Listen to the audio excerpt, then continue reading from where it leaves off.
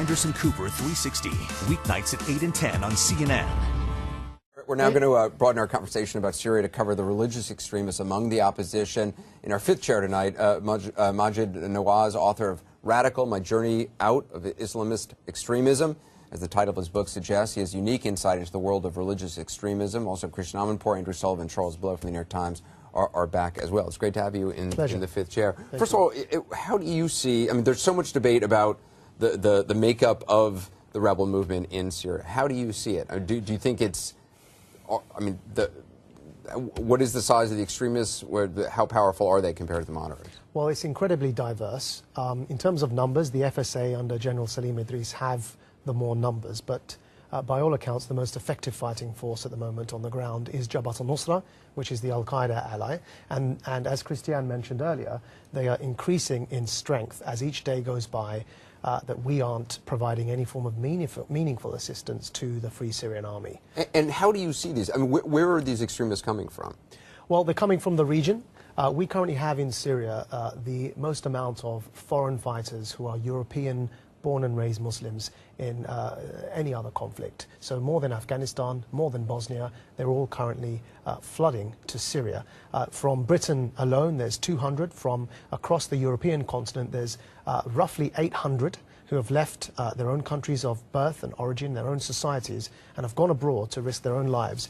And in many of those cases, they've joined the Al-Qaeda affiliate, and they're learning how to kill, how to fight, how to make bombs, and of course one day they'll return to their home countries. This is obviously a weird question, but is this something you would have done back when you were an extremist, I mean, back when you held these beliefs? So I didn't belong to a jihadist group. I belonged to a revolutionary group. It attempted to overthrow governments via military coups, and I did travel for that purpose. Right. And I traveled to Egypt for that purpose. I traveled to Pakistan. It's quite a sentence, by the way. You said very casually. I was going to stop you right there and be like, hey, we need to talk about that a little bit more. I'm like, okay. And why are you here? So the distinction being, of course, that a military coup wouldn't target civilians. And we should explain to people who have not read about you and don't know about you. You were arrested. You were imprisoned in Egypt, and it's really when you were in custody in Egypt that you began to change. You began to change your mind. This is a crucial point, and it comes back to this point of humanitarianism.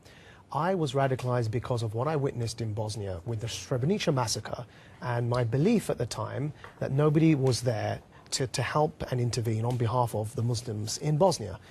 My exit from the radical group that I joined was when Amnesty International adopted me as a prisoner of conscience in Egypt, and on principle began campaigning for my release despite knowing that I believed them to be my enemy. So, and I've written in my book that where the heart leads, the mind can follow. And it was Amnesty's humanitarian intervention on a micro level for me that led to my journey. Now, I'm somebody who, whereas before I was fighting democracy, I'm now standing for Parliament in the UK for the 2015 general elections. If we can replicate that experience that happened to me on a micro level, on a macro level, say for example in Syria, then we can go some way to stemming the flow of fighters that are joining Jabhat al-Nusra. And you go out and you talk to people who held the same ideas that you held and try to convince them, try to kind of hold it up to logic. Yeah, I mean, when I left the group, I basically decided to challenge the former ideology, to challenge what I now call the Islamist ideology. And I go to countries like Pakistan, I go speak to the students on the ground. I visited the city where Malala Yousafzai was shot, for example, and we organized a big debate there, and challenging the Taliban and discussing the causes of extremism. I'm attempting to generate alternative discourse around this whole agenda. May I ask you, what has happened to your faith in that period? It's very possible, and in fact the majority of Muslims in this world are Muslims and have no track whatsoever, not just with terrorism, but with the politicized version of Islam that I refer to as Islamism.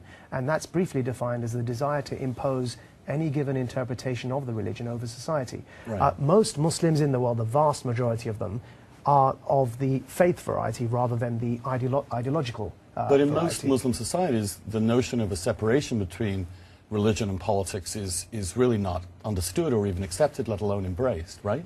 I wouldn't put it that simply. I think that that's of sort of modern times. That's the way in which it's been going, because the most dominant voice, those who are shouting the loudest, are those who adopt this ideology of Islamism. If you look at the history, just very briefly, look at the history, actually, Islam has been unique in that sense, that it's never had a clergy.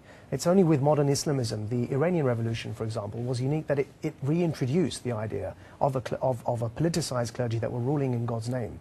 Whereas before Khomeini, the Shiite Muslims, or 20% of the world's Muslims, believed that no man had the right to rule in God's name until the Messiah returned. As for the 80% who are Sunnis, they've never had a clergy for their entire history. And so modern-day Islamism is attempting to bring about the very thing it despises, which is Western Catholicism before the Reformation. I refer to Islamism as the bastard child of colonialism. Frankly, that's what it is.